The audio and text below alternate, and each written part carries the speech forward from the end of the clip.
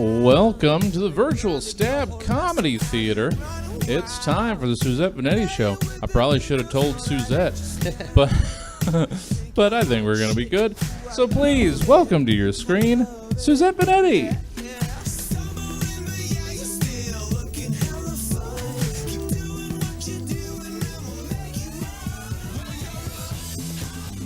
Hey guys, I just wanted to let it get to the hot mess part, because that's what I am. And if I can't tell by the show is starting by the theme music, then I got problems. So here we go. Let's get the show. We got a good tight show for you guys. Let's get it going. I don't have jokes for these, but Patrick Dempsey appeared as McDreamy, urging people to wear masks because it's a good day to save lives. Shout out Grey's Anatomy. Splash Mountain is getting rethemed to be a ride through Disney's The Princess and the Frog. And here we go with things I have jokes for. COVID parties made the news this week as reports of teens in Alabama and Florida having parties where they attempted to catch the novel coronavirus, COVID-19. Some sites are reporting this is true, and other sites are reporting this is false. They're outraged that anyone would believe that people are actually doing this, but here's the thing, I'm sorry, it's Alabama and Florida. So even if it's reported as false, we're all going to believe it because it's Alabama and Florida. And then people are like, well, why would anyone do this in their right mind? We are just 3 years removed from teens swallowing Tide Pods. So COVID parties ain't that crazy to believe, and we'll have more on that later with Clifton. Trump warned black people that history will repeat itself if we tear down too many statues, while we were all left to ponder what the hell that meant.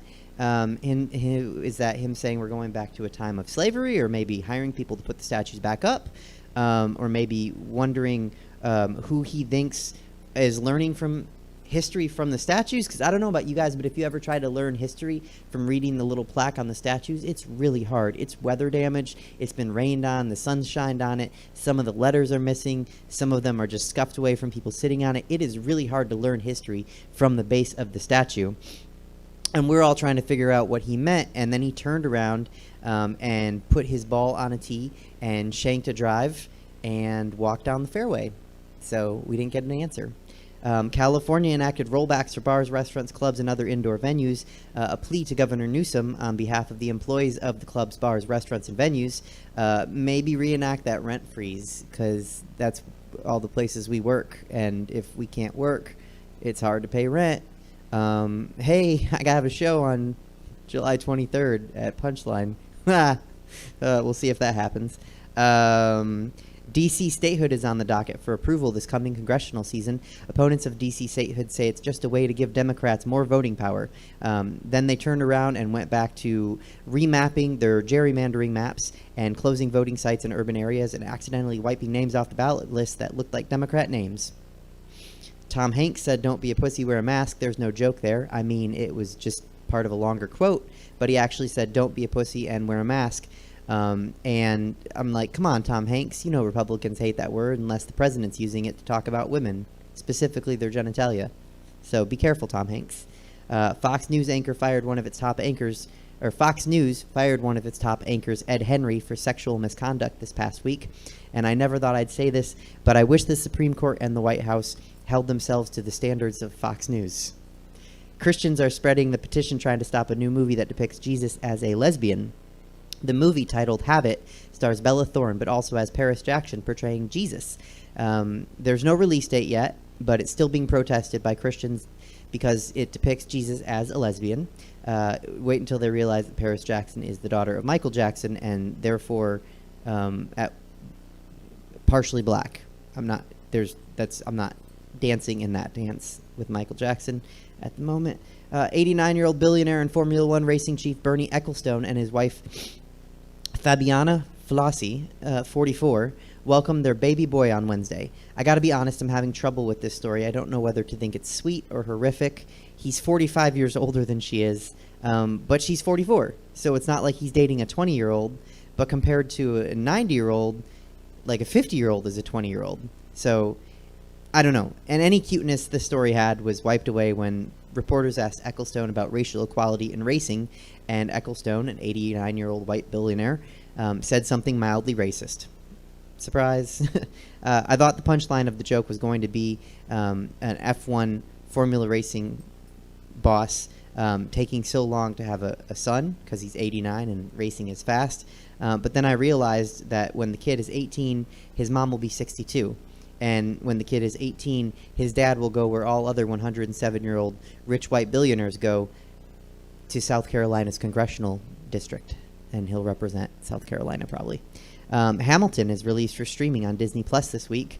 When reached for comment, conservatives were very confused. They didn't like seeing the Founding Fathers portrayed by actors with so much soul and color and so many dance moves, but, and I quote from the conservatives, that David Diggs made for one fine slave-owning president. Kanye West announced he's running for president. Look, all the other disasters that happened in 2020 so far are natural. There's murder hornets and brain-eating amoeba and viruses and earthquakes and plumes. We could talk with me and Dave about the plumes. But that's how I address Kanye.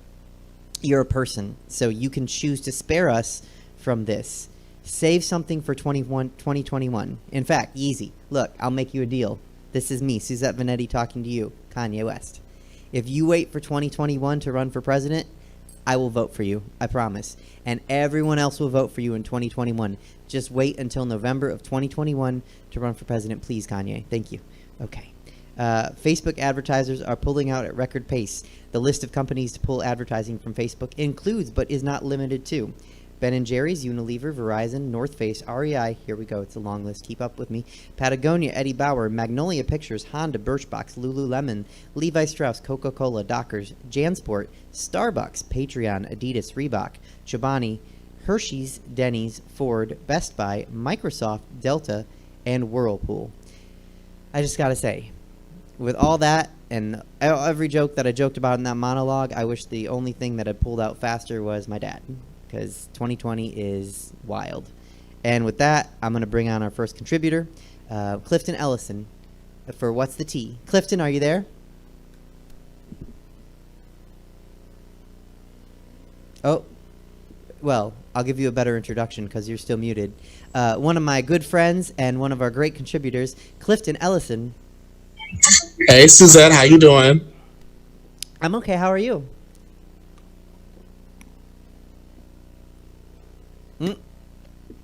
We lost you again.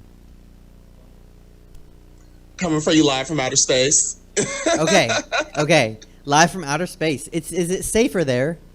It is much safer. You know, I'm away from crazy Republicans and crazy white supremacists and Kanye, and, you know, there's no Rona up here. Okay. I mean, yeah. Maybe we'll do the show from outer space next week. It sounds nice. Yeah, you know, I'm just kicking away E.T. and the Avengers made an appearance and the Guardians of the Galaxy. You know, we're having a good old time up here. So, a lot of mess has happened in this last week. So, are you familiar with Anne-Marie Latrace? I am not. She's a famous queen. So, according to K.W. Miller, who is running for Congress, he has a conspiracy theory that Beyonce is not really black and that she is an Italian woman named Anne-Marie Latrace.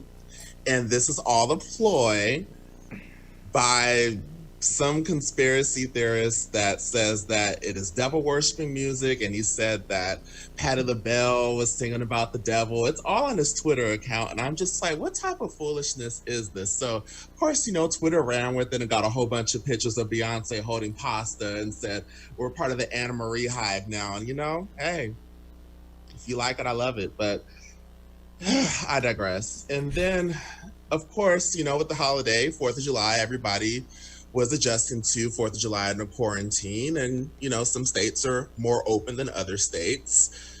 This was probably the year that it probably wasn't really the best 4th of July with current state of events and everything else. So I just hung out with my roommate. But a lot of other people like Corey Hannon in New York, who decided to go to Fire Island with a plethora of homosexuals, posted on his Instagram story that he just had coronavirus 8 days beforehand, and he was tired of staying at home. So then he decided to lather himself up in glitter and go to the beach with his cocaine dangling out of his nose and let the world know that he was ready to have a good time.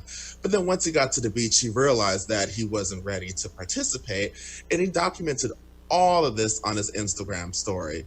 Then, of course, you know, everybody decided to come for him. And then, of course, comes the apology tour of, I'm sorry, that was meant for my friends and not meant for everybody to see. My whole thing is this. Why would you post it anyways? And then if you don't want people reacting to what you say, don't post it, you know? And it's just, I see this so many times, especially since quarantine started, of people, you know, having little gatherings and things of that nature, maybe like 5 or 6 friends, maybe walking around or something like that. And they'll post it, but then somebody will say, hey girl, where's your mask? Or hey girl, there's about 15, 20 y'all, what's the tea? And then they'll get all offended. And I'm just like, you know, no one would have known this if you didn't post it. I mean, we can't control what you do. You're going to do what you do. People are going to do what they do regardless. But you can't get mad at people commenting about what you have to say if no one posted it. This shit went worldwide. Like, I'm talking the advocates talking about him, everything else. But there is some good news. There is some good news amongst all this. The gay gods did bless us with wonderful shows. I know I'm late. A girl got her HBO subscription late. There's a wonderful show called Legendary, which is about the ballroom scene. It's a competition, and it has Meg Thee Stallion as a judge, Laomi, who is a wonderful, wonderful, phenomenal member of the ballroom scene. And if you just want to see some good competition, voguing, shablamming, dips, death drops, fashions, everything, get into it. It's about couple of episodes in, but it really lifted my spirits. Noah's Ark just came back today for a 1-episode reunion special, so you can check that out after this show. It's on YouTube right now. And then also RuPaul's Drag Race All Stars. Girl, have you watched this week's episode? I haven't yet. Oh, girl. I'm not going to spoil anything because I don't want to get any death threats though, but just get into it. It's messy, messy boots. And it will definitely remind you of Queens being messy though, but you know, we like to have a little bit of mess. And then last but not least, I know you mentioned our wonderful, wonderful favorite, I don't even want to say rapper anymore, Sunken Place, former rapper Kanye West running for president. And girl, the press conferences are already bad enough with Sarah Sanders, and then I don't know who replaced her because I just block everything from Trump out of my memory. Oh, but I think it's I know her name because I saw her and I was like, she's trying to be me. Kayleigh McEnany.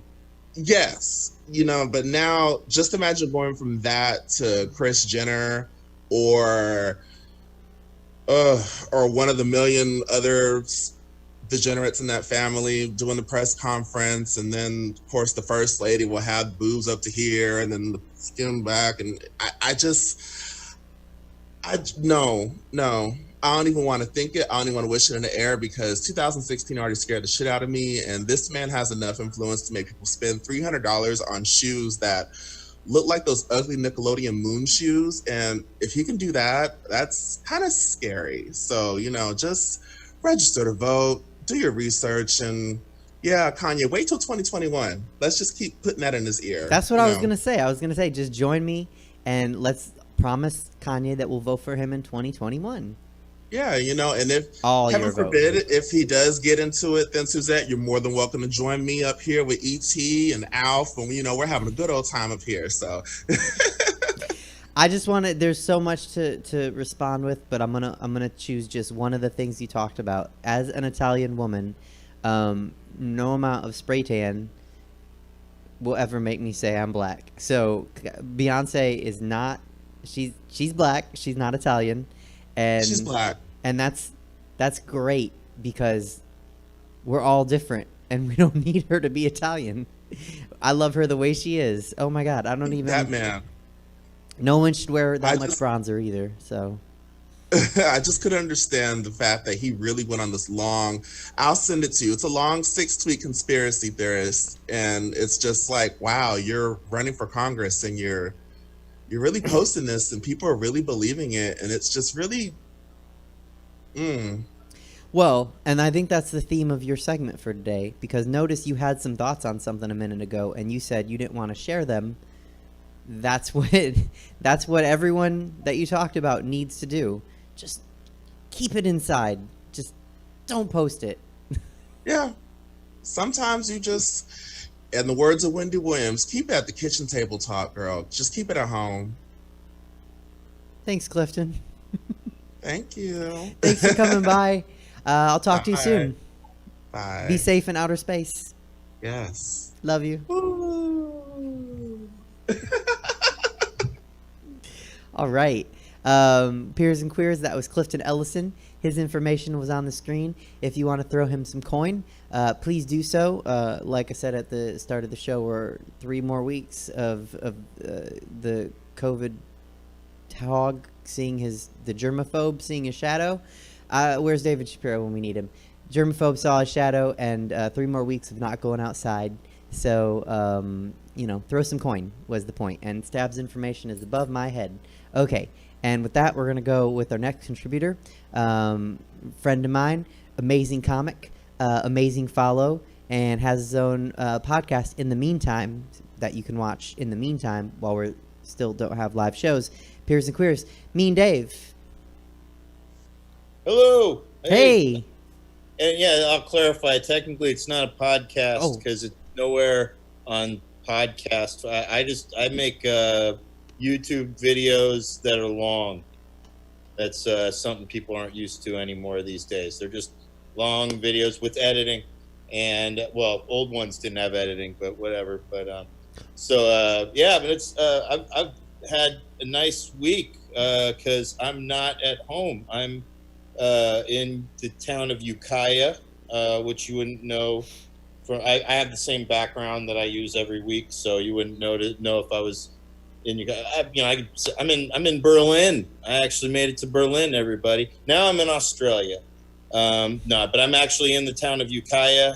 Nobody knows Ukiah that well unless you've gone to get weed in Humboldt from the Bay Area. It's one of the towns you get gas in on your way up there. And I've just been up here. My parents moved here. No clue why they moved here. It's not a bad place though. It's one of those towns that again, they got a very nice house, and I've come to appreciate Ukiah because I come here. I try to get here every 4th of July because they don't have many. They have next to no fireworks anywhere in this place, and there's good reason for that. That's because this place will burn the fuck down if they light off any fireworks. Unlike we used to have a healthy fear of fireworks. I remember back when I was a kid, and I guess it was from some type of roofing. Someone told me this. I don't retain information, but someone explained to it why, like shingle roofing or whatever the fuck it is. I always thought that was just a disease or something, but it was some type of roofing that would catch fire pretty easily whenever bottle rockets or anything that went in the air would land on a roof, and then fires would happen. And I guess the roofs have developed since in my lifetime, just right under my nose and over my head, because now we can light off fucking mortars and M80s and all kinds of shit in the goddamn sky, and not many fires at all. Just a lot of scared shitless pets, and all for America. But it started earlier this year, probably because everybody's been cooped up at home or trying to prove that, I have my rights, so I'm leaving my home and I'm going to light off a fucking Roman candle right at my neighbor just to prove I have freedom. And it's been a really stupid year as far as fireworks are concerned. And that's the thing. We were up here in Ukiah, and even still, 2 years ago, fire surrounded this town. And I wrote a joke about how nobody wants to come to Ukiah because even at one point, fire surrounded the city of Ukiah, and even fire didn't want to go to Ukiah. That's obviously a joke because fire doesn't have a consciousness, one might think, unless you're, of course, participate in witchcraft and you give the elements, the earth, wind, fire, water kind of thing, and they all have spiritual properties and all that kind of shit. Then of course fire has personality, but in that case, even again, fire didn't want to come to Ukiah. Both practically, physically, and spiritually, fire did not want to come to Ukiah, and thankfully so, because my parents worked hard to retire in the home that they live in out here, and I don't want to see it burn down, but they were also at peace with. They're the kinds of people where it's like, it's just stuff, Dave. They moved some of their more precious shit to my aunt's place, which was in a less likely to burn part of town. But even still, it's But this year we were out there. We heard a couple booms, mostly gunshots. This is gun territory. A lot of farmland. There's an occasional gun battle over weed fields and shit like that out here. So it's got its. It's kind of like the weed Ozarks and meth, like kind of methy Ozarks. It's not all the cool heroin TV type shit, but like Ozarks has. But yeah, still, that kind of thing. And, I will tell you, I got some friends in Missouri. They have plenty of meth in the Ozarks. What was that? You have friends where? In Missouri, they have plenty of meth. Oh, gotcha. Okay. Plenty of meth in the Ozarks. They're not hurting for meth in the Ozarks. Yeah. No. Yeah. No. I come here just to get some R&R. They have a nice huge backyard. They got a hot tub, so I've been in the hot tub twice this week. That's a big deal for me. Got to smoke a couple cigars and really just pretend like the world's not ending. So that was good. Yeah. Well, I was in full on distraction mode this week. So I didn't know shit about Kanye. I didn't know shit about whatever the fuck's been going. I mean, it's good. I'm happy that we have a candidate that does have an ability to speak. So it's good to hear Clifton remind me of that. And but yeah, beyond that, this is a nice place to go before it all goes shithouse, if it does. I keep my fingers crossed though. I'm not pessimistic. I want to see the world survive, or at least in America, I guess, or whatever. Yeah, I mean, I think it will, hopefully. And I think you're safe up in Ukiah and Clifton's safe up on the moon. So your volume's really low for some reason. I can't understand. Maybe I'm just too. Is this better? A little, maybe. Okay, maybe I was just too far from the mic. I think as long as you're safe, that's important. So stay safe up in Ukiah.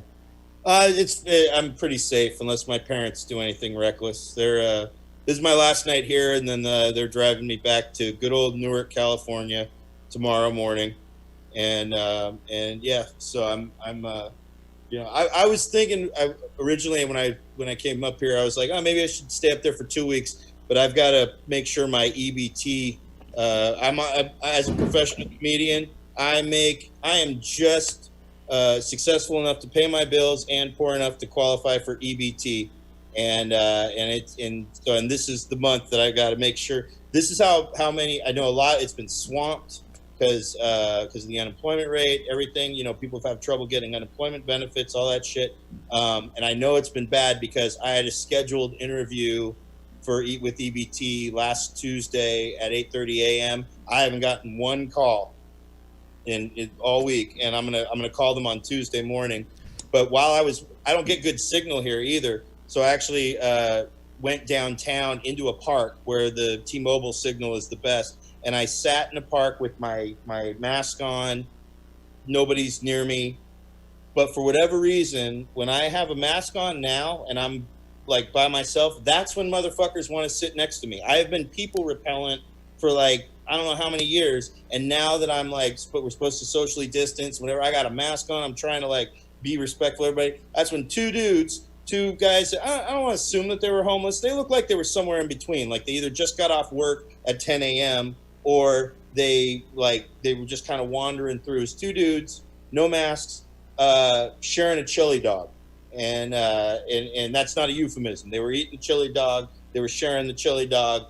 And so I was just like, you know what, let's get this herd immunity over with. We just ended up making out in the park. So we're good. That does bring up an interesting point. Yeah. And I'm gonna ask the next guest about that. Is if people are wearing a mask, can we get close to each other, Or like, because I've seen the meme. It's not recommended. It's not recommended. It's still, it's always, even with masks, 6 feet, that's the recommendation to Right. whatever. But, so yeah, I try to maintain. I've been staying away from my parents most of the time here. We've been, we haven't, they sit at the far end of the dinner table if we're at the same table.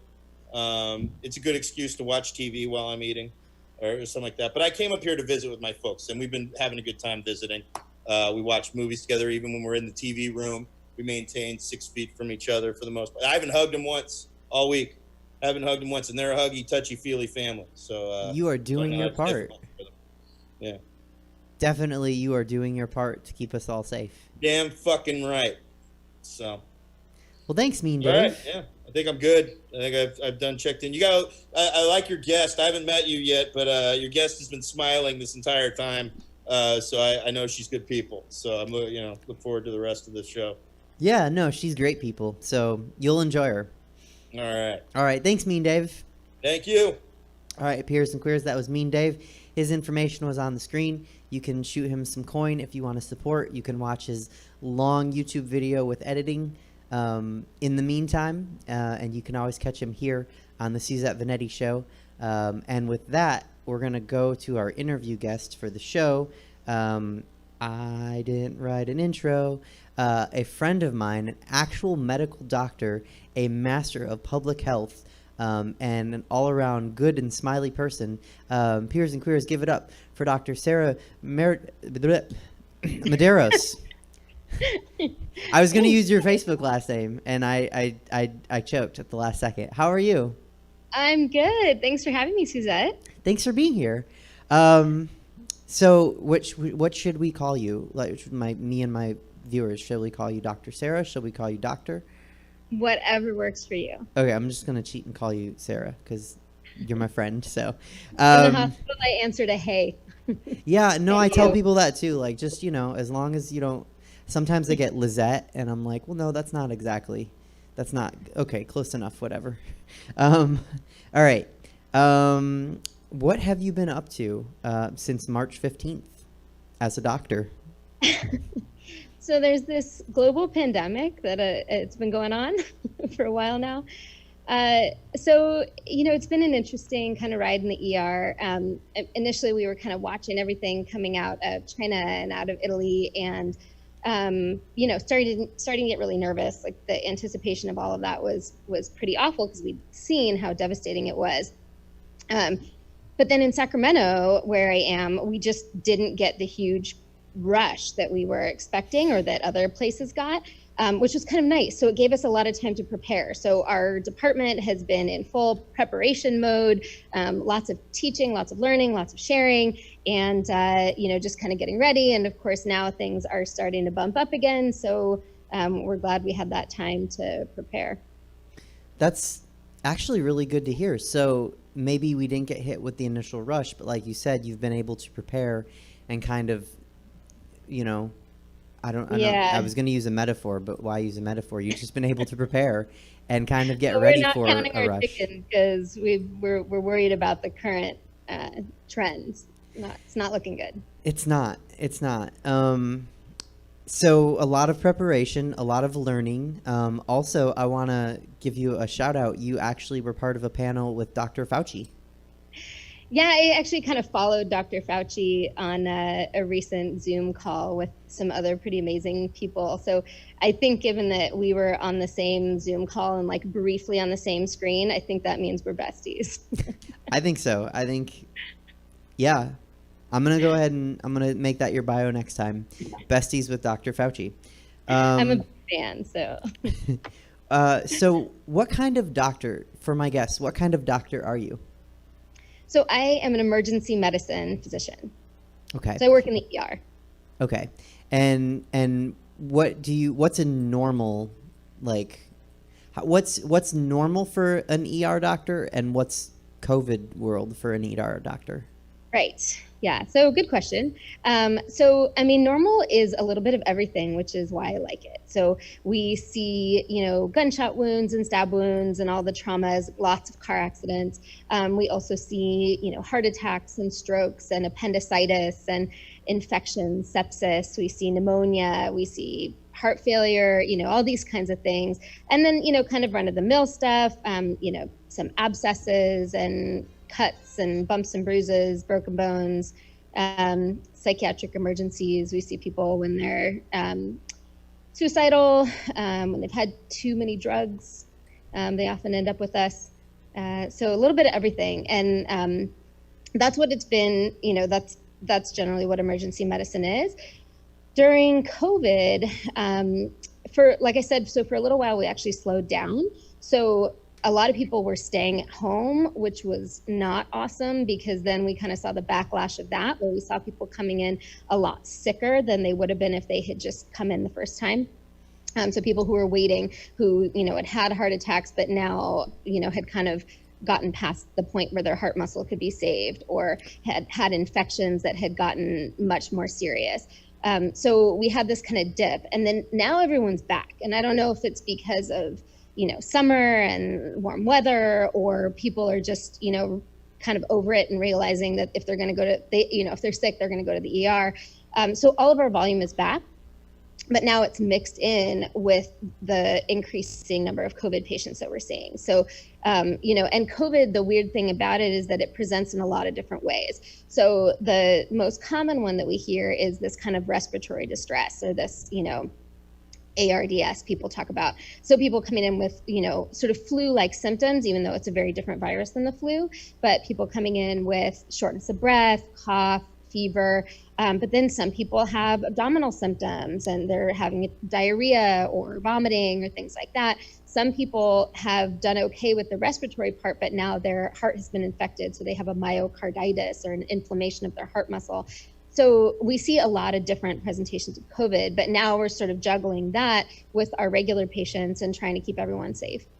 Okay, so it's not, so that's new. Like I just learned something, and I'm sure a lot of my guests did. I thought it was just a respiratory illness, so it can actually affect the abdominal or the heart as well. Yeah, I mean, this is a very weird virus, and we are still learning more and more about it. But it does seem to affect people in different ways, and we do think it can affect a lot of symptoms, a lot of systems. We've also seen like this phenomenon that especially happens in kids, where we see these COVID toes, which I don't know if you've heard of this, but people get these kind of bluish or pinkish, little sore toes. And it happens several weeks after they had the virus. Some people didn't even know they had the virus, and they end up with these COVID toes. So skin manifestations, vasculitis, blood clots, there's a lot of different stuff that this virus is doing. I just want to mention we have a Twitch comment from Bird Spanker. You emergency med docs are incredible. I went through some congestive heart failure last year, and my life was saved by a doctor like you. Oh, that's fantastic. So, I'm really glad to hear that. Yeah, I wanted to get that. Sorry, timely. I just wanted to read it as it came in. But fascinating that it can, I was thinking when you were saying that, like, I've been talking about my COVID toes this whole time because I haven't been able to get a pedicure. I should stop using that phrase because COVID toes are actually a thing. They're a thing. Yeah, okay. So then working in the emergency department during a global pandemic has been, is it more stressful, I guess? Probably. That's a stupid question. Yeah. There's definitely an increased layer of stress. So, I've gotten to a point where I'm getting kind of used to my new routine, but it is really different than what I was doing before. So, I sort of have a whole new routine to get ready for work and a whole new routine when I leave work. I have scrubs that I get from the hospital, and then I can drop them off there and get them washed there. So I shower at the hospital after my shift. When I go in, I've got my mask on, I've got my goggles on. I have a cap. I never used to wear a cap, but now I wear a cap as well. I'll often put shoe coverings on. Sometimes I'll put a cap over my cap, like a disposable cap over my cap. And I've got that mask on all day long. And then anytime that I'm going into a room with a patient that I'm concerned about, or there could be any droplets or anything like that, I'll put on my N95 mask, or I have a silicone respirator that I'll put on. So, kind of that whole process, washing hands all the time, using the hand sanitizer all the time. I was never a germaphobe, and now I am, I'm definitely doing a little bit of the OCD with the hand washing. So it's very different. It made me a lot more nervous before, and now I sort of feel like, okay, I've got this, sort of figured it out. But we all kind of look after each other. We, make sure that we are all putting things on and off the right ways, especially if we're going into procedures that are more dangerous. So if we have somebody that is in severe respiratory distress where they're needing a breathing tube, then we have to put on all of our aerosol protection. So then you've got to have face shields, eye protection. You've got to have your N95 or your respirator or a PAPR, which I can't even remember what that stands for right now, but it's a positive air pressure hood that we wear that kind of plugs in. And, they're not the most comfortable. We don't wear them all shift, but they're essential for some of these more dangerous procedures. It's just really hard to hear each other. So you kind of have to get used to it. Yeah, no, it sounds like a lot. Your job has changed. Everyone's job has changed, but I don't think we think about how much a doctor's job has changed, especially an emergency room medical doctor. So I've heard that ER physicians often gravitate towards emergency medicine because of the high intensity situations. So would you consider yourself an adrenaline junkie? I'm not really an adrenaline junkie, although I might have been in my younger years. I don't know, but not quite. I don't think anyone would call me an adrenaline junkie. The ER, I think people think of it that way because of some of the crazy things that we see, and we do see that stuff. And yeah, there is a little bit of a rush that comes with that. You're hyped up, right? Like your adrenaline's going and you're feeling it, and that's part of what makes you do good work. But most of the stuff we see in the ER, most patients that come in are, not that kind of adrenaline rush. There's a lot more thinking and puzzling and trying to figure out what's going on, putting pieces together, X-rays, labs, CT scans, the clinical picture, kind of putting that all together. And so I like that problem-solving aspect. Okay, so it sounds like it's just something you enjoy, not necessarily an adrenaline rush. Like I might get like a little bit of an adrenaline rush or enjoyment like when I'm taking the stage, but like I'm not going to go jump out of planes. Because, right. Okay. Right. Okay. Exactly. So just something you enjoy. Yeah. Is there something that you see a lot of in the emergency department? So I want to say to the viewers, emergency department, emergency room, interchangeable terms. So if we say ED or ER, same place. So is there something you see in the ED that other people don't realize is a common medical emergency? Oh, that's a good question. I think a lot of skin infections. So skin infections, we see quite a lot of, especially you might have heard of MRSA or MRSA, which is this resistant bug that's out there. And we see a lot of skin infections. Everybody gets them across the board. They definitely, we see a lot of them in kids. We see a lot of them in people who use needles for intravenous drug use or other things like that. Anywhere that there's a break in the skin, and then also anybody who has diabetes, has high blood sugars, things like that, where the bacteria just kind of grow in there, that's when we start to see these. And I think people don't necessarily think that they're a big deal, like my skin's a little red, it's a little bit sore, but they don't necessarily think that it could be life-threatening. But in rare cases, we do see these spreading really quickly, and people have to get huge chunks of their legs cut off to save them, and some people even die because the infection spreads so fast. So I'm not trying to scare people, because most skin infections are not, this flesh-eating bacteria or the necrotizing fasciitis. But if you've got that skin infection that is rapidly progressing, so you've got some redness, but then you look down an hour later and you're like, wow, that's a lot bigger than it was, then that's something to be worried about. Or you start getting pain in areas that aren't red, that are maybe a little bit farther up your leg, and it's, it's tender in that calf, even though the redness is down below. And all your symptoms are getting a lot worse, you're getting fevers, things like that, then these are things that we want to see you sooner rather than later, because it can make a difference in your life. Well, yeah, and I think that echoes back to what you were saying earlier at the start of the interview, is don't necessarily wait too long to go in, because there's a point where the emergency department doctors can help you, but if you wait too long, you're going to get past that point, and it's going to be harder to help the person, or you're going to have to take more drastic steps like amputation. Yeah, our antibiotics, all of our medicines, all of our treatments, getting the specialists on board, all this stuff takes time. And, we say time is brain, time is heart muscle, time is, time is crucial. So time is ovaries and testicles. Those can get twisted and torsed. So if you ever have a really sore, painful testicle, that needs to be seen right away, because if it twists for, more than several hours, it could die. Okay. Yeah. No, I mean, that's a good tip for the viewers. If I had the ability to flash something across the screen, I would that would be one. Like, if you have a twisted testicle, don't wait too long, or an ovary. Go ahead. Sorry. No. That's what we say. Time is testicle. Time is testicle. And necrotizing fasciitis. My ex was obsessed with necrotizing fasciitis. Not many people know about that. That is a skin-eating bacteria, right? Yes, correct.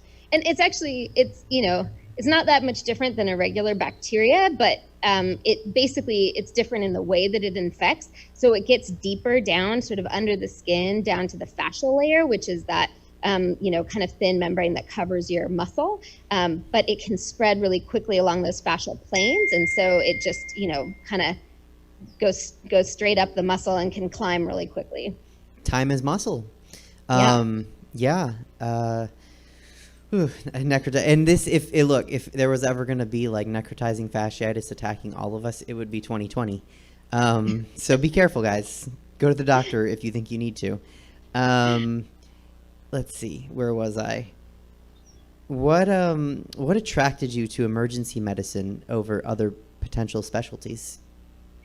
So I mentioned that that sort of puzzle aspect, right? So putting together the pieces, and emergency medicine is one of the only places where you get to do true diagnostic medicine, meaning that, your patient comes in with a physical complaint or a mental complaint, whatever it is, but you have to put the pieces together to figure it out. So what are their symptoms? What are their vital signs? What do their labs look like? What does their imaging look like? How long has this been going on? And you kind of synthesize all this information and put all these pieces together to try to come up with the best diagnosis and then to try to figure out the best treatment.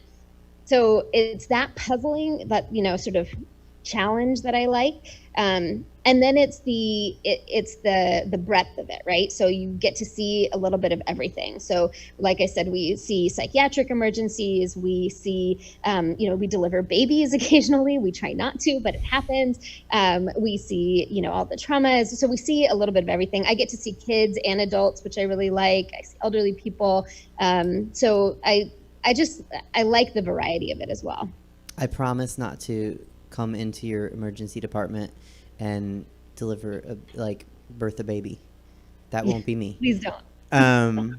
Is there something that you see a lot in the emergency department? Oh, I asked that question. Okay.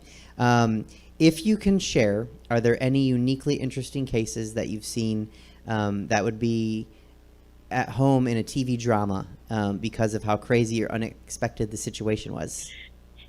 So we see that kind of stuff all the time, but I can't share any specific details because of HIPAA, which is a law that sort of prevents me from, saying anything where a patient could recognize that and I could be breaching their privacy. So I can't tell any of those, but I do kind of mentally collect chief complaints. So when someone comes into the ER, the triage nurse will try to figure out what their chief complaint is. And so that might be headache or stomach ache or something like that. Sometimes it's a little bit more complicated or a little bit harder to get at what is going on. So sometimes the nurses will sort of put things in quotes for us, and some of them are kind of funny, like I had a spider in my nose, but it's gone now. Or, I am pregnant with a 9-year-old and a 5-year-old and they're still in there. Or, I've been cold for 2 hours. Okay. I've been what for 2 hours? I'm cold. So that might be someone's chief complaint is I was cold for 2 hours. Oh, cold for 2 hours. Yeah. But the one that is my favorite, which is from many years ago during my training, but your audience might like it. So I had this patient who came in and his chief complaint, written in quotes, was, "I'm homophobic and I just found out my ex-bitch is a dude." So, so that's what I had to deal with. So, you know, I kind of like those. I sort of collect some of those, and I think that's kind of drama worthy, right? I think that's super drama worthy, and like we could talk about that for hours. I mean, I don't know how long I have you, but we won't.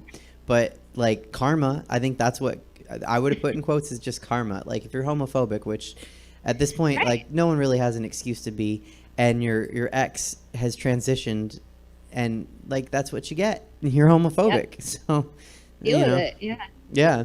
Yeah. Okay. Have any of your emergency medicine, I know a little bit about just from us being friends, and I know some other doctors. Emergency medicine is a stressful, and we've talked about it a little bit, is a stressful field. Are there any colleagues that experience burnout or change fields go out of emergency medicine? So yeah, I mean, I have seen some people burn out. Emergency medicine is not the worst for burnout, but it's not great either. I'm lucky in that I'm in academic emergency medicine. So I work at a teaching hospital where I get to teach residents and medical students, and there are always a lot of other people there. So I really like the collegial aspect of it and the sort of almost social aspect of it, where I get to talk to people and discuss cases with people and get different people's ideas on all of my shifts. That's not true in a lot of places. So especially smaller hospitals, a lot of times there will be one doctor on all night, overnight by themselves. And that's not that fun, especially, you know, after a long time, you know, if you're doing that all the time. And it can be a really stressful thing too, if you're the only person on that night. Sometimes it's a slow night, sometimes you get killed and there are a ton of people and you know, it's maybe not even safe, but you have to deal with it. And then you're on the hook for medical liability. And, you know, so there's that stressor as well. And then you're, you know, working shift work. So sometimes it's a night shift, sometimes it's a swing shift or a day shift, and you're kind of cycling through that. And that can be really hard on your body as well. You work weekends and holidays and all of that. So I can see why people do have some burnout. So I definitely know some friends, some colleagues who have taken a different path. Sometimes that means that they go more into education or they go into industry. So there are a lot of, you know, consulting roles or, you know, biotech firms, things like that. There are a lot of other things that doctors can do. And so I've seen a lot of people kind of branch out. But I would say most of us got into emergency medicine because we love it. It is a little bit thankless at times, but we chose it because we love it. So I think a lot of us just kind of feed on the energy, and we might have highs and lows, but most of us wouldn't trade it. So it's something that you chose and that you want to continually do, and you enjoy the puzzle aspect. But is there something that you do that you're aware of that maybe guards against any burnout creeping in at you? That's a good question. I think finding balance is key. So I do a lot of teaching in the medical school. So one of my skills, which Suzette, I think you know, is ultrasound. So I did an extra fellowship in emergency ultrasound, and so I use the ultrasound a lot on my shifts to diagnose and treat people. And then I teach it in the medical school. So I have a nice balance. I get to work slightly fewer shifts because I spend time teaching. And then when I'm not in the hospital, I, you know, try to find time to do stuff with my family and get outside and go hiking and, you know, watch stupid movies. But I have to say most of the movies I watch these days are like PG because I have children and that's how it works. But just finding that balance, I think, is the key. And, you know, I should say right now too, I feel really lucky to have a job and to have a job that hasn't changed that much in the sense that, you know, I don't have to work from home. I get to go into my job and I get to see my colleagues and work with my friends and do teaching. Teaching's changed a little bit because a lot of it is online, but I still get to do all of that. And right now I feel really lucky for that. That's great. I'm glad you're there because I think you're a fantastic doctor. I'm glad that other people are benefiting from your care. So I mentioned at the start that you have a Master's of Public Health. What is that for the audience, and why did you pursue both an MD and an MPH? Sure. So that's basically a master's degree in public health. And mine actually technically is an MSc public health, so master's in science in public health. And that's just semantics, but I did mine in London at the London School of Hygiene and Tropical Medicine. And so technically there, when you graduate, you get an MSc in public health.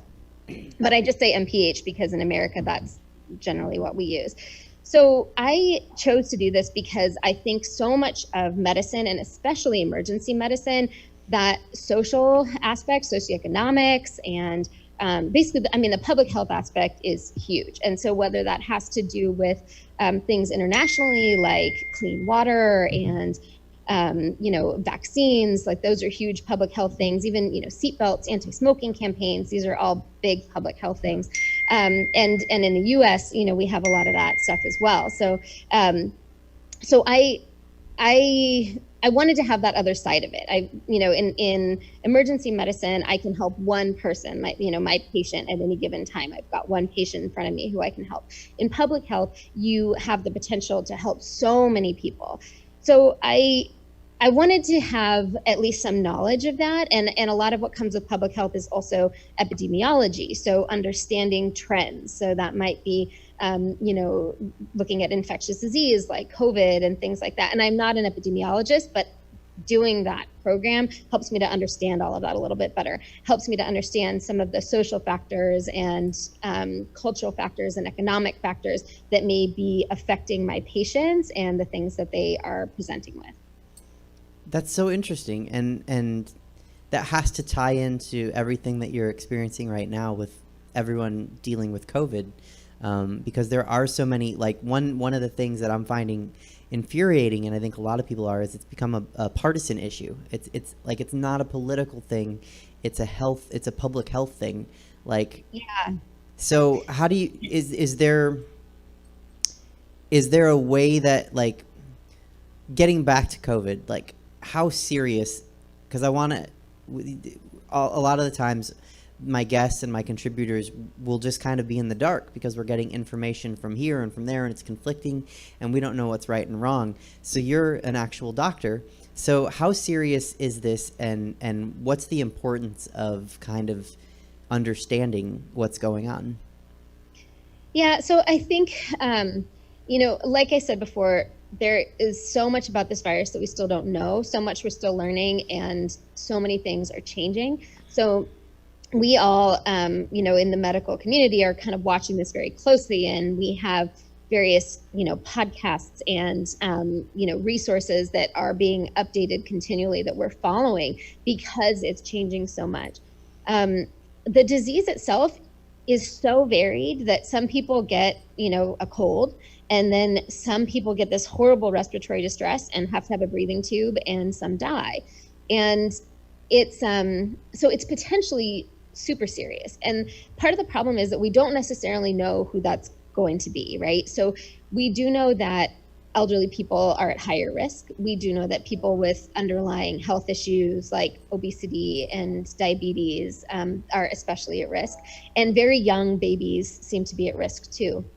But that doesn't mean that people in between are not at risk. So, in general, most young, healthy people would do fine with a flu. You might feel kind of crummy for a little while, but you'd get through it fine. And a lot of people, that's still true with COVID. But we have all seen these young, healthy patients that have no other medical problems, and all of a sudden they are super sick. And we don't have a good reason yet as to why that's happening. And a couple of my colleagues, Dr. Nick Sawyer, Dr. Alex Schmaltz, Dr. Matt Greer, several others went to New York. They went to Elmhurst, which was one of the hardest hit hospitals in Queens. And they worked with the critical care docs there, and they worked with a lot of COVID patients. And they were just kind of blown away by all of the young, otherwise healthy people that they saw. Now, again, it's still, the risk of dying is still a lot higher in the elderly. But we just can't explain why some young, healthy people are doing so poorly with this. We don't have a good reason for it. So it is very serious because we don't know if, you're going to be the one that does really badly with it. So then it's important, and I know you were around for the start of the show, and Clifton talked about people going to parties after they've been exposed and had COVID. It's important for people not to do that. Yeah. So what can, if we're healthy and we're at home, what can we do as people? Like, so let's talk about masks, if you don't mind. Yeah. What constitutes a mask for the purposes of COVID protection for me, like if I'm going to the grocery store after the show? Right. So the thing to remember about masks is you're really protecting your community more than you're protecting yourself.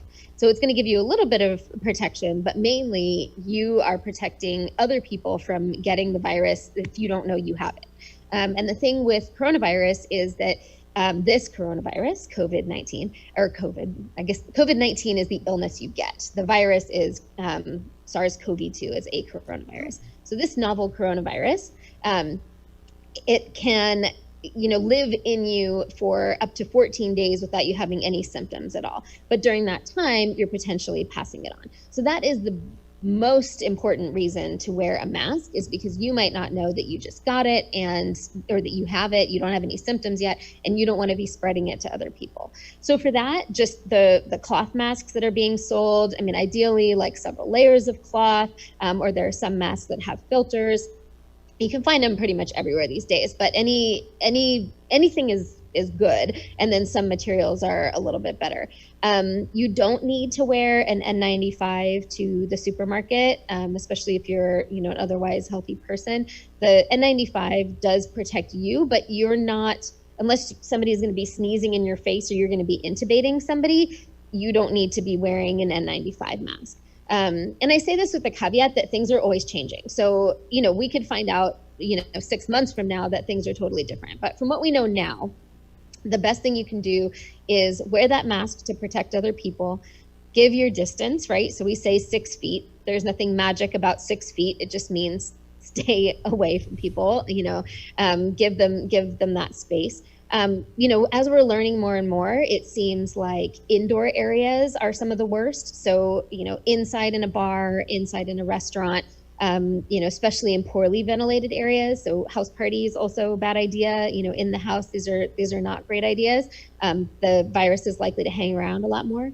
People who are speaking loudly, yelling, singing, these are also ways that more droplets are generated into the air. And so that's going to be a higher risk of spread as well. So that tends to happen at bars and parties and things like that. So people, even if they're trying to, you have a little bit to drink and all of a sudden you're all singing Sweet Caroline or something, and you're spreading these particles into the air.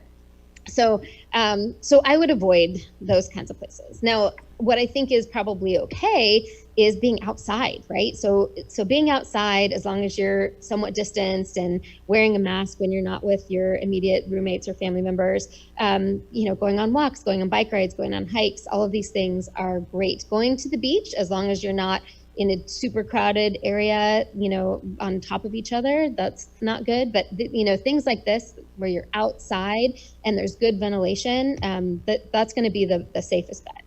Okay, so Clifton, the contributor from earlier that I love, that reminds me. I'm gonna get right back to that. I wanted to let the audience know that in lieu of having a Venmo for you, you wanted donations to go to the Gender Health Center. So, yes. And I think we got that handle up. Okay, so the handle under your name is actually the Facebook address for the Gender Health Center in Sacramento. So if anyone wants to donate to the Gender Health Center, go to that Facebook address and you can donate to them from their Facebook page. They didn't have a Venmo handle to give us, but sorry, just thought of that. Okay. Yeah, thank you. Please do donate if you can. I have some good friends and colleagues that work there, and it's a great clinic. So, right on. Thanks. Yeah, no, thank you for thinking to do that. So Clifton wanted me to ask, he was walking alone, I'm assuming in Midtown, and someone came for him because he wasn't wearing a mask when walking alone. So what is it important to wear a mask when you're walking alone? And I do that too. I'll walk around like with a bandana, and if I'm alone, I'll have it down, and then if I'm going to pass people, I'll pull it up over my nostrils and my mouth. Is that okay? Or, I mean, do we need to have it on the whole time we're outside? Yeah, that's generally what I do too. I have a mask, I keep it in my pocket, or, you can have a bandana, that works too. And if I'm going to be, if I'm going to stop and talk with somebody, especially, I'm still going to keep my 6-foot distance, but I'm still going to put it on just, for their protection. Especially, I consider myself to be higher risk because I work in an ER, but again, you really just don't know, right? So, I have, have a neighbor who we had all been out with our masks on, socially distancing and hanging out. And then the neighbor developed a fever the next day and luckily ended up testing negative, but we had no idea at the time. And obviously my neighbor didn't know that they were going to develop a fever. So, but yeah, in general, walking alone, it's fine not to have your mask on if you're in an open space. If you're going to be walking near a lot of people, or you're walking right with somebody else, then you probably want to have one. If you're just passing somebody, it's very low risk, and I can see that some people get a little bit more worried about it, but really it's pretty low risk if you're just passing, especially if you're keeping some distance. But I still kind of throw it on if I'm going to be near somebody, just to kind of put their mind at ease that Sure. that they don't need to worry. Like, just to be like socially polite and Right. yeah. Yeah. That's something Let's all help each other out, right? Let's be a community. I that would be great if we all could. And I think that's one of the funnier things I saw was somebody was saying that the protests, like, nobody was testing positive from the protests, and they showed a picture and everyone was masked and like it covered their nose and their mouth, and it was like, well, yeah, because they were marching together, but they had all their holes covered. So that's part of doing it, is covering all the holes. 6 feet, like you said, just it's not like COVID can jump like 5 foot 10 inches. It's just like a healthy distance to be away. And we talked about gathering publicly. What about shopping and eating out? I mean, right now in California, restaurants and bars are closed, so eating out really isn't an option. But when that comes back, is there something that regular people can do to, protect the community and protect themselves? Yeah, I mean, for now, even if it does open up, I personally would stay out of bars and restaurants that are indoors. I think it's too high risk right now. I think once we have a vaccine or better treatments, then maybe it'll be a different story. But I think, places that are outdoors, places that are, if they're doing takeout or something and they're being smart about it. So, I've seen some places where there are, yes, you're going to go inside to get your food, but there are, spaced out 6 feet apart. They only let so many people in at a time. They keep it well ventilated with a fan. Like, those are the things to look for. That's going to be a safer space for everybody. If it's, kind of a packed area with people waiting to get their food, or a bar where everybody's kind of close together yelling out their drink orders, that's going to be a lot riskier. Got it. Okay. So as long as the venues are adhering to safe practices, 6 feet apart, masks, making sure people are spaced out, and limiting the occupancy, that's probably a safer place to be than a crowded. Yeah. It's not no risk, right? Like, there's no way to get rid of that risk completely. And if you're somebody that does have underlying health problems, or you're older, these are things you want to be a little bit more careful about. You just have to decide what risk level is right for you. But I would suggest that if you're going to take those risks, take them in the smartest way possible. Ideally, socializing outdoors with masks in open spaces or well-ventilated areas, and lots of hand washing, hand sanitizer, things like that. Just be smart. So you mentioned until we get a vaccine, until we know more about this, and I'm not going to quote you on this, but in your best, educated guess, when do you think all this might be over? I think it's really hard to say right now. And that's just because this is all continually evolving. I mean, we thought we were doing pretty well, especially here in California. We had flattened our curve, and then now cases are going up again. They're kind of skyrocketing. So, we didn't do that well, or at least we've kind of gone back on that. So I don't know when we can say this will end. And I think it depends a lot on people's behavior. People are People are getting bored of COVID. They're getting sick of staying home. I totally get that. There are mental health aspects to this. We worry about domestic violence. We worry about depression, child abuse, all of these things that could be worse during this time. So those things are all very real, job loss, the economy, all of that is very real. So it sort of depends on how people behave. So I get that people are getting sick of staying home and getting bored of all this. The problem is that the virus doesn't care. The virus doesn't have a brain, and it does not care about any of this. And no matter how much we all want it to be over, and trust me, I do too, it's not, and it is getting worse. So I don't have a great end in sight. I do think there seem to be a lot of promising vaccines in the pipeline. And I think everyone's sort of hoping that there will be one available maybe by the end of the year. I think a lot of us think that realistically it might be sort of next fall, next flu season, when we see sort of a widely available vaccine. But then it all depends on whether the virus mutates too. So if one vaccine works, but then the virus mutates so that vaccine doesn't work as well, or if there are different strains, we don't really know how well that vaccine is going to work. Is it going to work like the measles vaccine, which works pretty well, or is it going to work like the flu vaccine, which is a little bit different every year and not always great? And that all remains to be seen. And we still haven't figured out a great treatment for it. We have tried several that have ended up not being great, despite early promise, or what we thought, at least we were hoping. And so now there's still some others in trials, but we don't have a great go-to treatment for this yet. So I don't know. So when you say next fall of 2020 or fall of 2021? 2021, Wow. I think we have to be, hopefully it's sooner, that would be great, but I think we all have to be willing to play the long game here and be safe and just kind of learn to live with this and I hope that this isn't a new normal forever, but I think it needs to be for now until we get to the point where we can do it more safely, where we can get enough people vaccinated so that there is some herd immunity. Yeah, just one thing that I'm concerned about is voting. Voting places and polling places can be very, very tight quarters, when people are there and they're in line. And they do a good job. Actually, there's a natural plastic barrier on the sides of the ballot box, but only when you're actually voting. So it's going to be interesting to see how the upcoming election is kind of affected. But I guess what you would recommend, and correct me if I'm wrong, but wear a mask and space yourself out in line. And I'm sure they're going to do that at the polling place, and it's going to be a really long line. But vote electronically or by mail if you can, and if you have to go, try to be low risk and wear a mask, right? Anything else anyone can do and prepare for it? Yeah, no, I think that's absolutely right. I would say if you can, register to vote by mail. It's super easy. I've been doing it for years.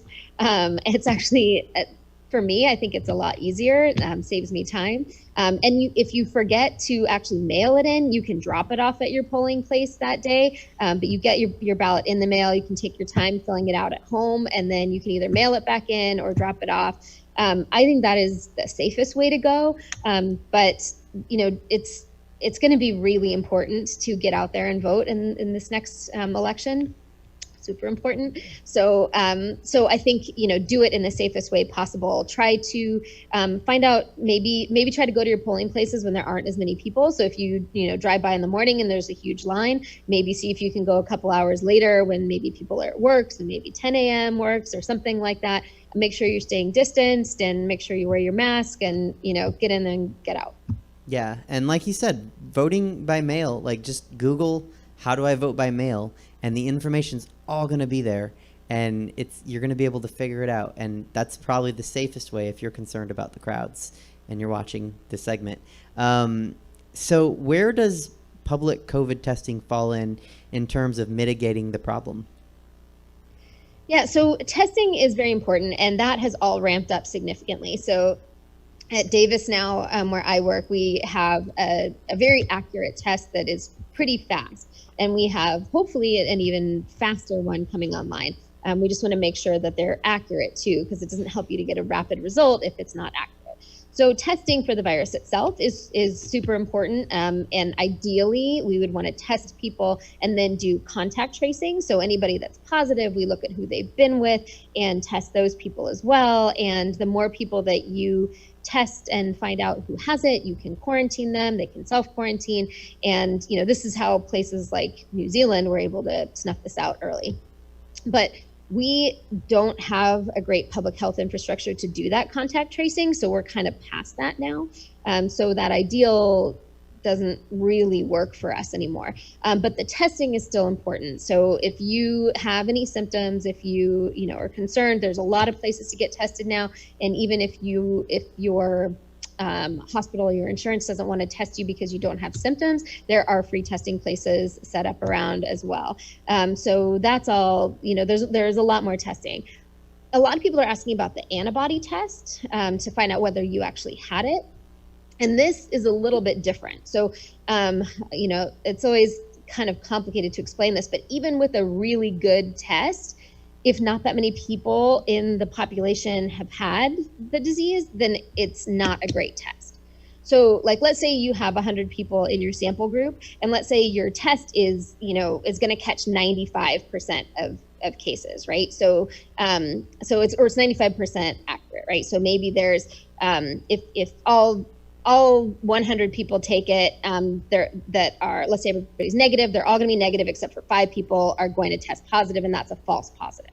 Okay. But now what if you have 5 true positives in there? So, which would be a 5% prevalence rate, right? Which we're not even close to. We're at like 1 or 2%. But let's say we had a 5% prevalence in our population of COVID, then you'd have 5 true positives and 5 false positives. So if you were that person that gets a positive result from the antibody test, it doesn't help you that much, right? It's like a coin flip of did you really have it or not? So that's why that antibody test is complicated and not being widely rolled out, if that makes sense. It does.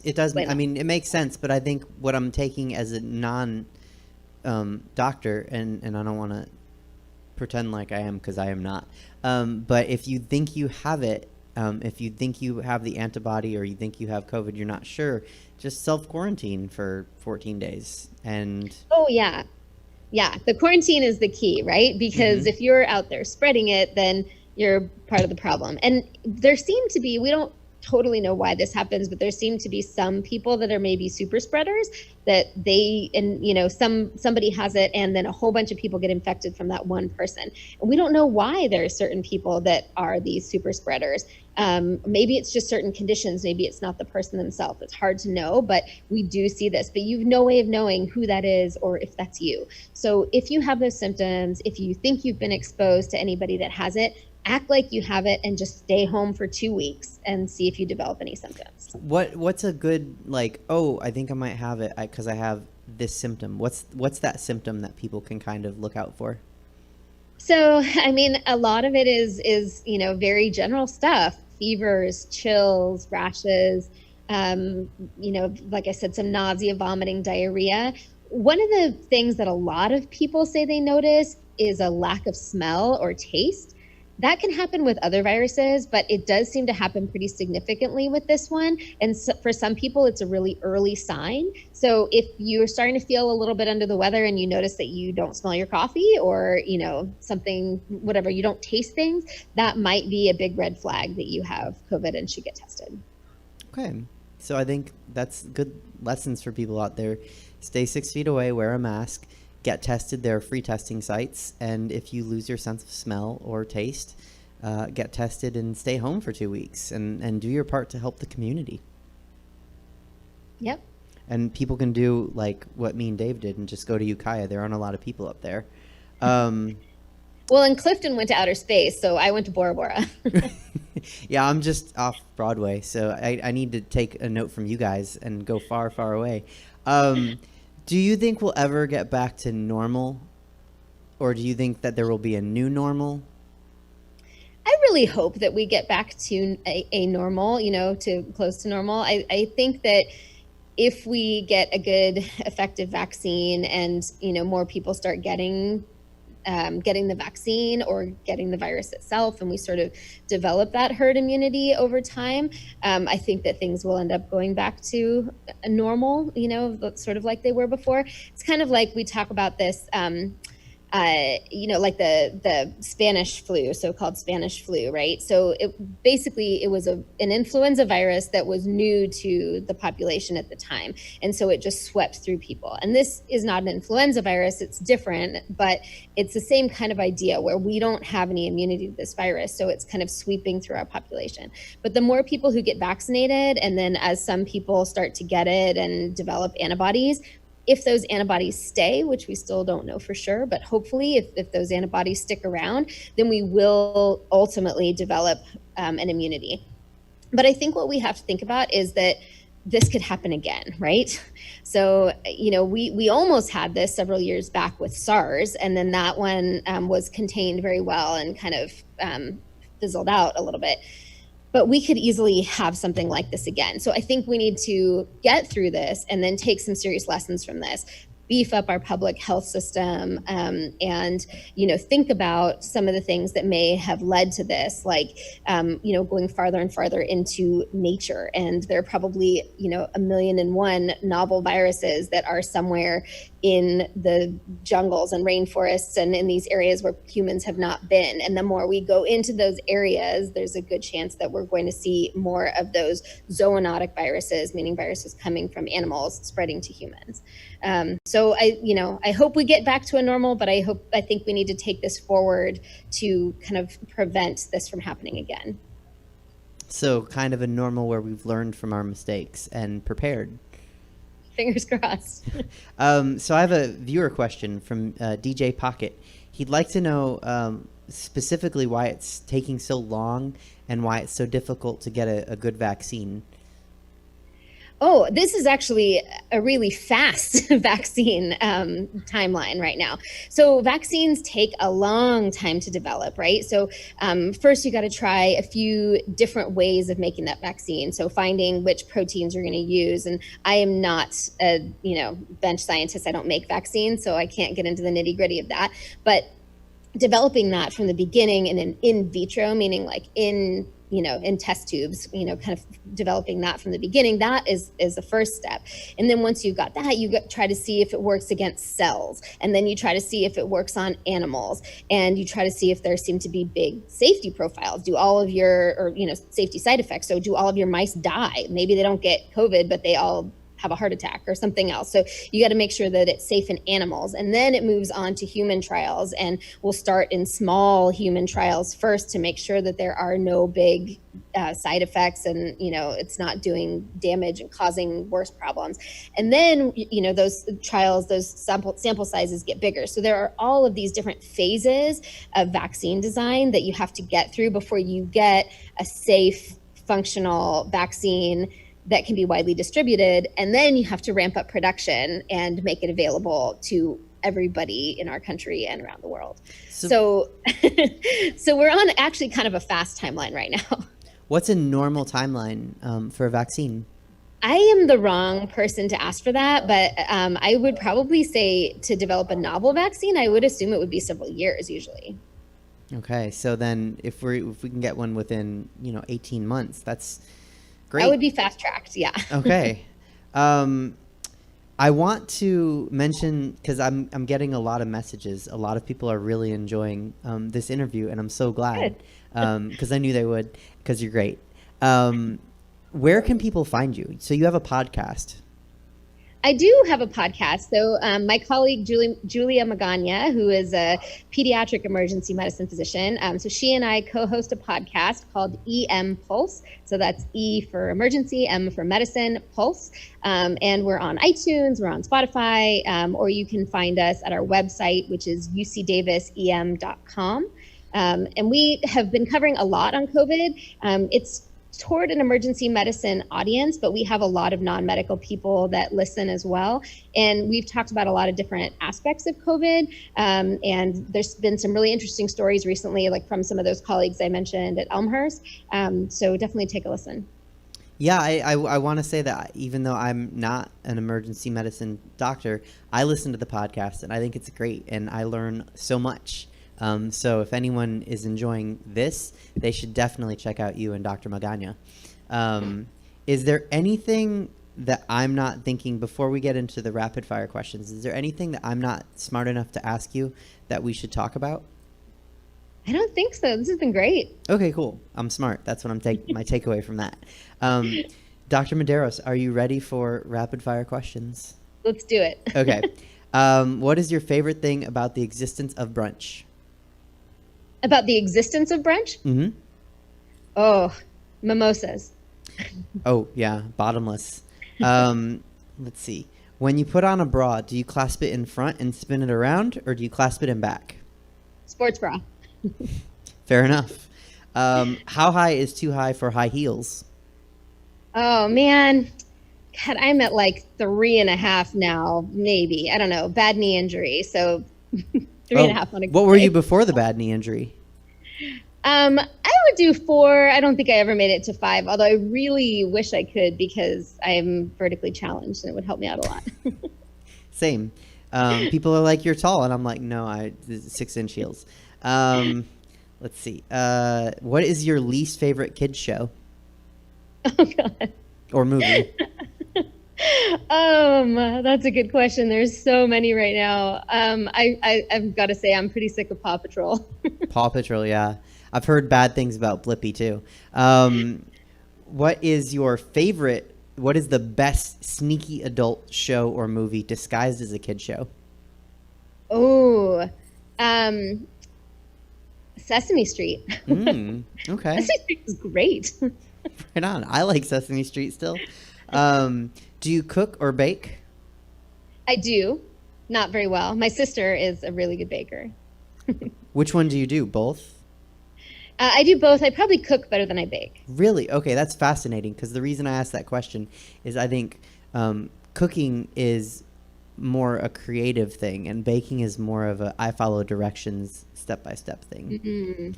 My sister would probably beg to differ with you on that one. She's pretty creative with her baking. But yeah, I got a lot from my mom on the cooking side, just in terms of, throwing things together. So I don't follow a lot of recipes. I just kind of go with it. If it tastes good, it tastes good. Let's see. If someone is buying us shots at the bar, what are they buying us?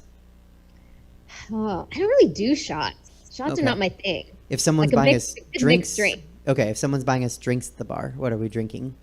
Like a Manhattan maybe, Oh. or a dirty martini. Is it a specific kind of whiskey or vodka? I am not a connoisseur, and do you know the last time I've been to a bar? I don't. Well, I mean, you're kind of busy with your job and with kids, so. This is true. Toilet paper. Do you hang it over or under? Oh, under for sure. Under. Yeah. Like that, so you pull up. Yeah, like for sure. I don't know how people do the over. It drives me crazy. Really? I think you're only the second person that's gone under. Okay. Do you have a favorite drag queen? Oh, God. Again, children and ER, I don't get out very often. I do, I don't know if he exactly qualifies as a drag queen, but Eddie Izzard is an executive transvestite who I'm a fan of.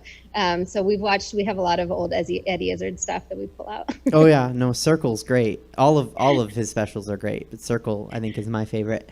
Okay, I retired this question, but she's not here because I have a contributor, usually Chelsea, and she's amazing. And she answered this, and then I had to retire it, but she's not here, so I will ask you, if you were a Disney princess, which princess would you be? Oh, the Princess and the Frog. She cooks in New Orleans, and they have the best music and the best food. And Tiana. Yeah. Yeah. Okay. I don't know her name.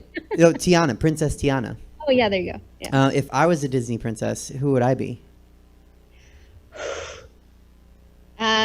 You got to throw on an accent, but I think you could be Merida. Oh, all right. I'll take it. I'll have to practice my brogue.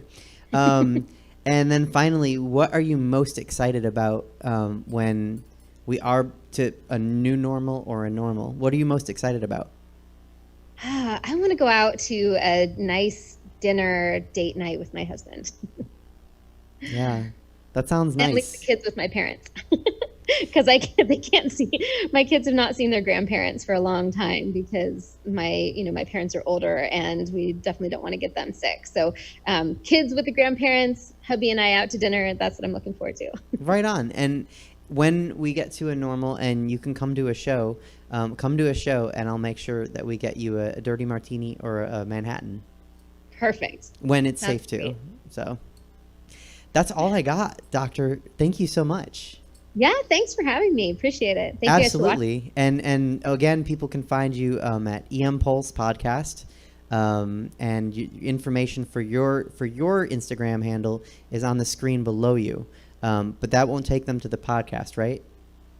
I might have a link to the podcast on there as well, I think, and my information on Instagram. But you can also find it. Our Instagram is at EM Pulse Podcast.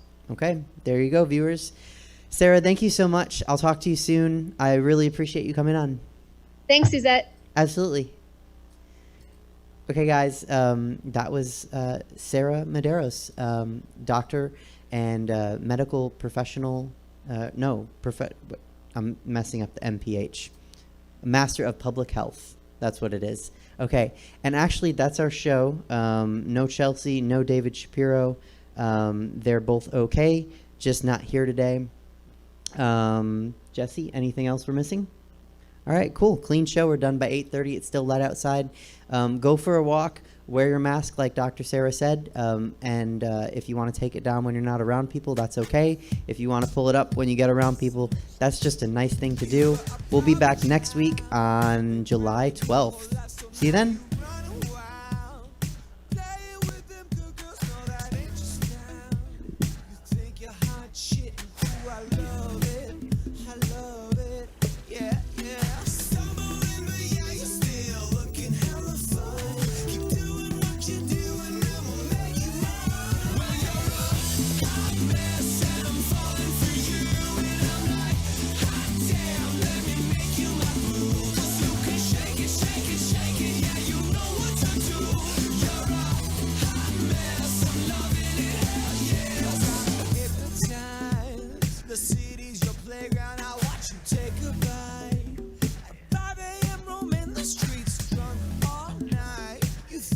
Hot shit and ooh, I love it, yeah, yeah. Stumble in the air, you're still looking hella fun. Keep doing what you're doing, I'ma make you run. Hot mess and I'm falling for you, and I'm like, hot damn, let me make you my boo, 'cause you can shake it, shake it, shake it, yeah, you know what to do.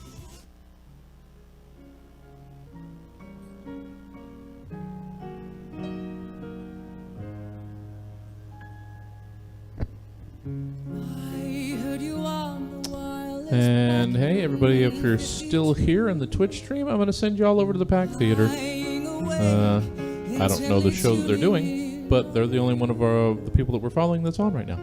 So go enjoy a show at the Pack.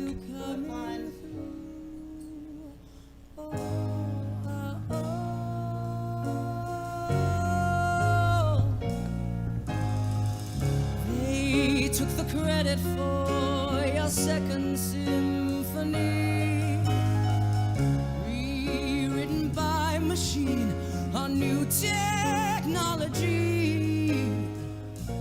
And now I understand the problems you can see. Oh, I met your children